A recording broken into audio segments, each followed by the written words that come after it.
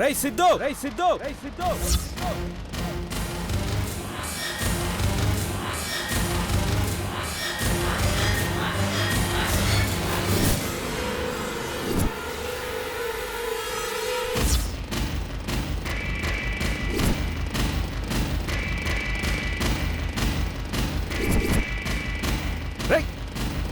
సిద్ధు శౌర్య శౌర్య శౌర్య పద శౌర్య శౌర్య శౌర్య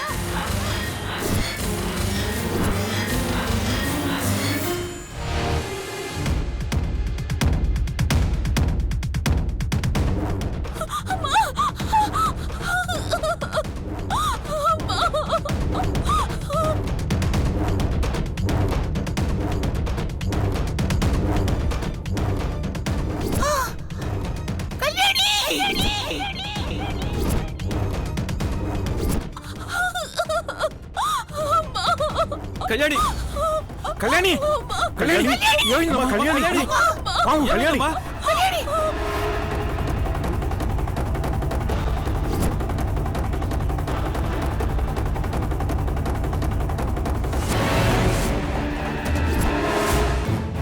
రేయ్ ఆగు రేయ్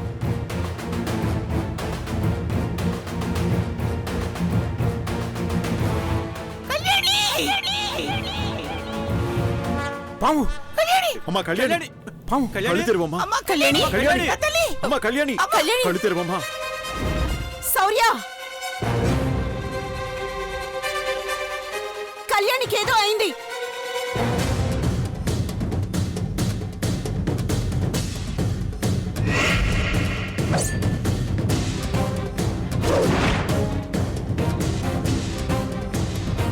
రేయ్ ఆగు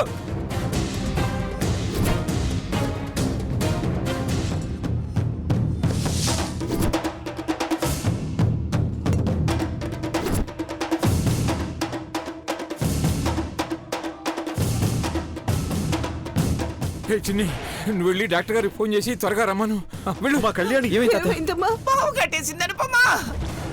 శౌర్య కళ్యాణి కళ్యాణి శౌర్య కళ్యాణి చూడు కళ్యాణి కళ్యాణి కళ్ళు తెరు.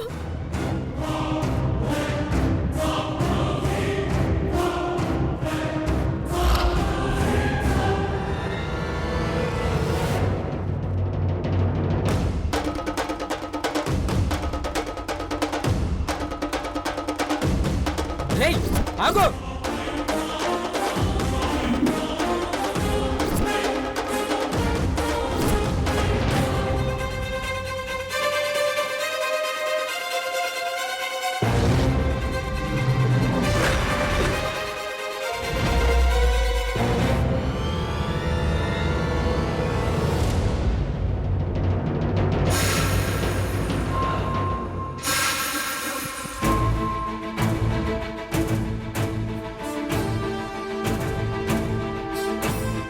చేసావా? చేశాను నాన్న, వస్తున్నారు.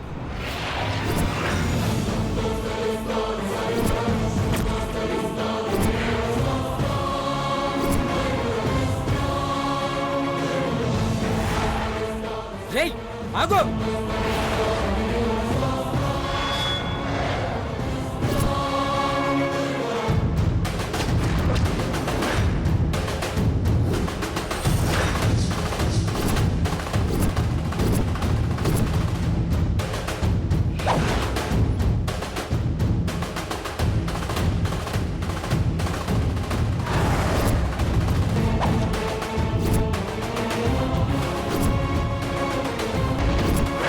అటు వెళ్దానండి.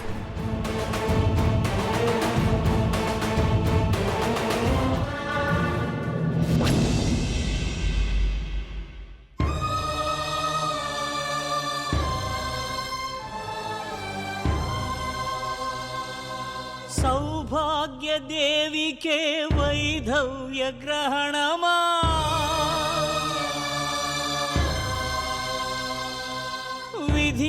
విధిరాతకెదురీత ఇంత విపరీతమా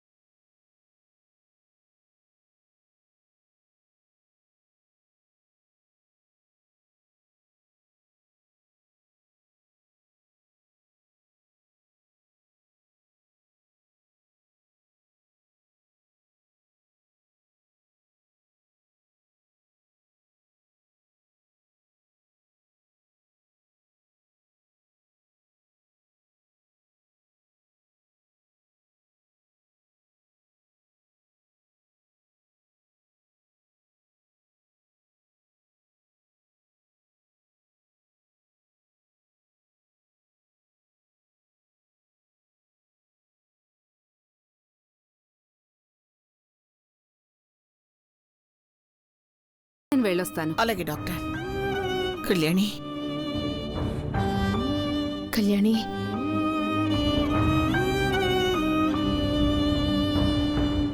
చెప్పాను కదమ్మా, నమ్మిన వారికి ఆ దేవుడు ఎప్పుడు చెడు చెయ్యడు.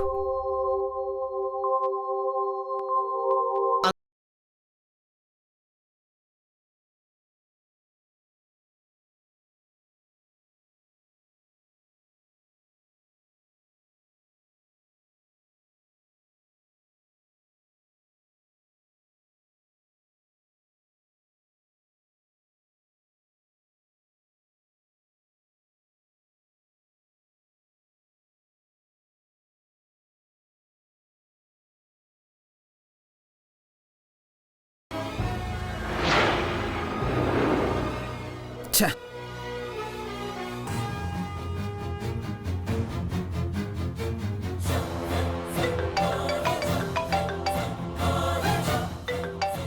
చెప్పు వాసు. శౌర్య, వాళ్ళని చాలా దూరం చేసేసాను, బట్ లాస్ట్ మూమెంట్లో తప్పించుకొని పారిపోయారు. ఛ! వాళ్ళని వదిలే సమస్య లేదు. నా ఎదురుగానే కళ్యాణి ప్రాణం తీయాలని చూశారు.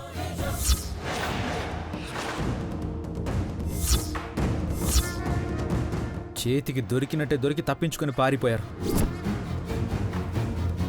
నా భార్య ప్రాణం తీయాలని చూసిన తర్వాత కూడా వాళ్ళని ఎలా వదిలిపెడతాను వాసు? ఆ సంపద సిద్ధు ఎక్కడున్నా వదలను. నేను ఇప్పుడే బయలుదేరి వస్తున్నాను. ఇప్పుడు నువ్వెక్కడికి రా. కుక్క తోక వంకర్లాగా ఆ సంపద సిద్ధు మారడం లేదు. ఇన్ని పాపాలు చేసిన వాళ్ళ పాపం ఊరికినే పోదు. వాళ్ళ పాపం పండిన రోజున ఆ దేవుడే వాళ్ళకే శిక్ష వేయాలో వేస్తాడు. వాళ్ళ గురించి నువ్వు ఆవేశపడద్దు, వదిలే. ఎలా వదిలేయమంటావమ్మా? కళ్యాణిని చావు దాకా తీసుకెళ్లారు. అందరం ప్రశాంతంగా పూజ చేసుకుంటుంటే పూజ కూడా పూర్తి కాకుండా అడ్డుపడ్డారు. అలాంటి వాళ్ళని వదిలే సమస్యే లేదు.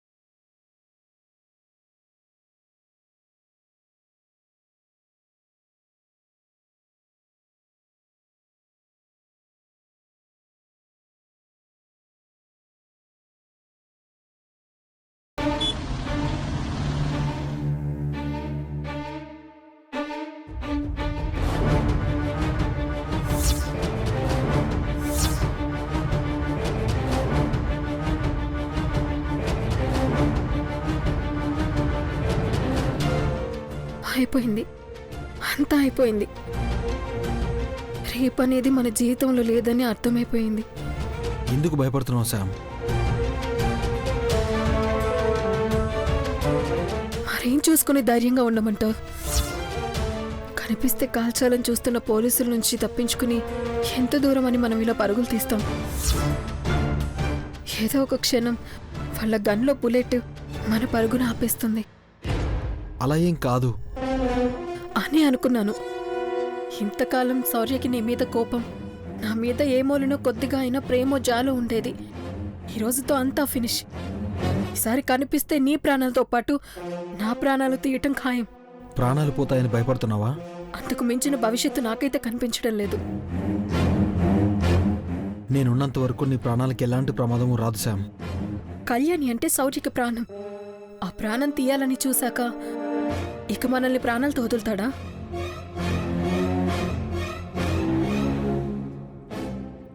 ఎలా అయినా ఆ కళ్యాణి మీద పగ తీర్చుకోవాలనుకున్నాను శామ్, కుదరలేదు. అందుకే కొంతకాలం ఈ పరుగు ఆపేసి దూరంగా వెళ్ళిపోదాం. ఎక్కడికి? అన్ని దారులు మూసుకుపోయినప్పుడు కొత్త దారి మనమే సృష్టించుకోవాలి శామ్. అందరికీ దూరంగా వెళ్ళిపోయి ముందు బాగా సంపాదించుకోవాలి. ఆ తర్వాత కళ్యాణిని శౌర్యాన్ని ఏం చేయాలో ఆలోచిద్దాం. ఎక్కడికి పోయినా మనం సంతోషంగా ఉండగలమన్న నమ్మకం నాకు లేదు సిద్ధు. మనం సంతోషంగా ఉండే రోజు వస్తే దాన్ని ఎవ్వరూ ఆపలేరు శామ్. నేనెప్పుడు బాగా చూసుకోవాలని అనుకుంటాను. నాకు తెలుసు, ఇప్పటికే నేను చాలా కష్టపెట్టాను. నిన్ను కష్టపెట్టడం, ఇలా పారిపోవడం ఇదే ఆఖరిసారి శామ్. ఈసారి మన ప్లాన్ మామూలుగా ఉండదు. వెళ్దాం పద. ఎటు వెళ్ళాలో తెలియకుండా ఎక్కడికి? ముందు మా అమ్మ దగ్గరికి వెళ్దాం. అమ్మ వద్దు, ఖచ్చితంగా మీ ఇంటి చుట్టూ పోలీసులుంటారు. వెళ్ళామంటే దొరికిపోతాం. సరే, నాతో రా. ఎక్కడికో చెప్పు సిద్ధు. చెప్తాను పద శామ్.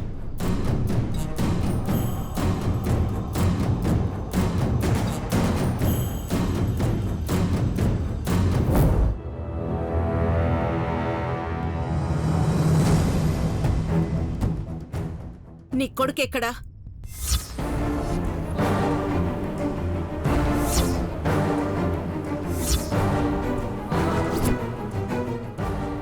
ఆడు ఈడాడుండాడు, ఎప్పుడో ఇంట్లోంచి వెళ్ళిపోయాడుగా. పెళ్లి చెడిపోయిన దగ్గర నుంచి నేను ఆడిని చూడలేదు. అబద్ధం చెప్పకు.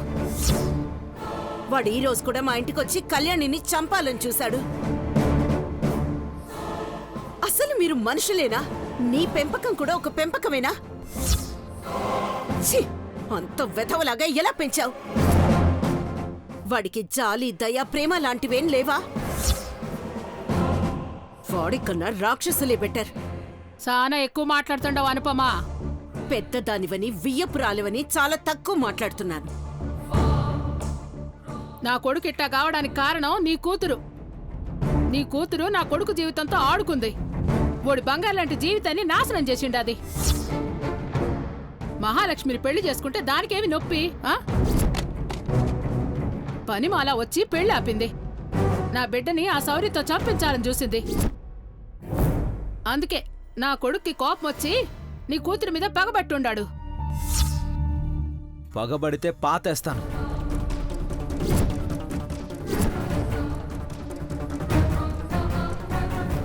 చెప్పు నీ కొడుక్కి శౌర్య చంపేస్తానన్నాడని. కన్ఫర్మ్గా వాడు మళ్ళీ నీ దగ్గరికే వచ్చుంటాడు. సిద్ధు, శౌర్య కానీ శౌర్య మనుషులు కానీ చూస్తారేమోనని భయమేస్తుంది. ఇంత జరిగాక మనం మళ్ళీ ఇంటికి వస్తామని ఎవరు ఎక్స్పెక్ట్ చేయరు శామ్. భయపడకు, పద. నిజం చెప్పు, నీ కొడుకుని ఎక్కడ దాచిపెట్టావు? శౌర్య నిజంగా నాకేం తెలీదు. వాడెక్కడుంటాడో నాకు తెలీదు. ఎప్పుడన్నా డబ్బుల కోసం ఫోన్ చేసేవాడు, కానీ నా దగ్గరికి రాలేదు.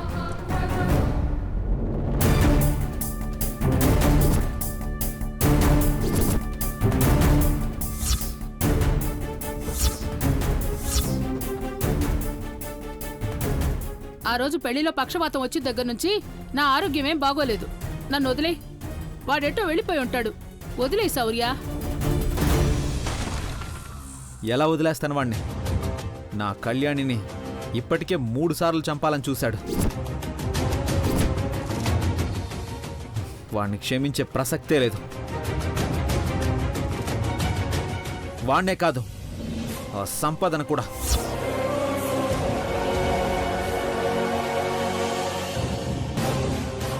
శౌర్య, నాకెందుకో అనుమానంగా ఉంది. మొత్తం చెక్ చేసిరా. అలాగే అమ్మా. పద.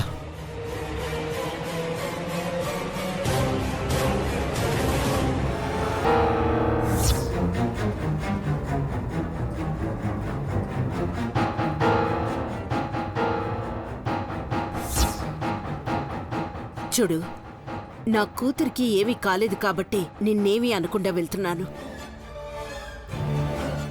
లేకపోతే నిన్ను జైల్లో వేయించి నీ కొడుకుని పట్టుకునేవాళ్ళం. ఈ వయసులో జైల్లో నువ్వు బతకడం చాలా కష్టం. అమ్మా, ఎవరూ లేరు. చెప్పాను కదా శౌర్య, వాళ్ళు రాలేదని. నీ కొడుకు ఇంకా నీకు లేడు అనుకుని బతుకు. ఎందుకంటే నాకు దొరికితే నేను చంపేస్తాను కాబట్టి.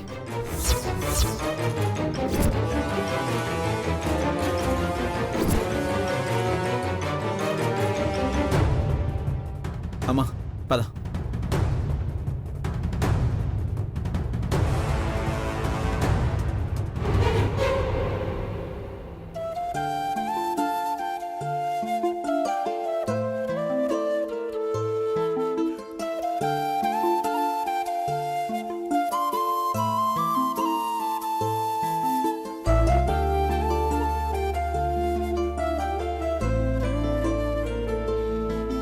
మిమ్మల్ని చూసి కొన్ని కళ్ళు ఓర్చుకోలేకపోతున్నాయి. అందుకే దిష్టి తీద్దామని. వదినా నిన్నే అంటుంది. దిష్టి తీస్తే తగులుకున్న దరిద్రం వదలదు కదమ్మా.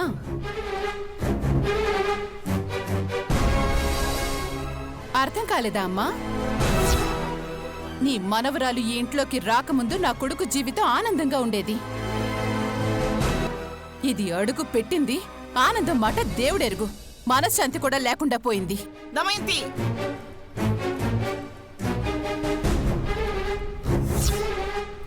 ఉన్నమాటే కదా అమ్మా అన్నాను. నేనేం తప్పుగా మాట్లాడలేదే. నీ మనవరాలు ఆ సిద్ధుగాడితో గొడవ పెట్టుకుంది. ఆ సంపద వాడు ఇద్దరు దీని మీద కోపాన్ని దీని మీద చూపించకుండా ఇంటిల్లి 10 మీద చూపిస్తున్నారు.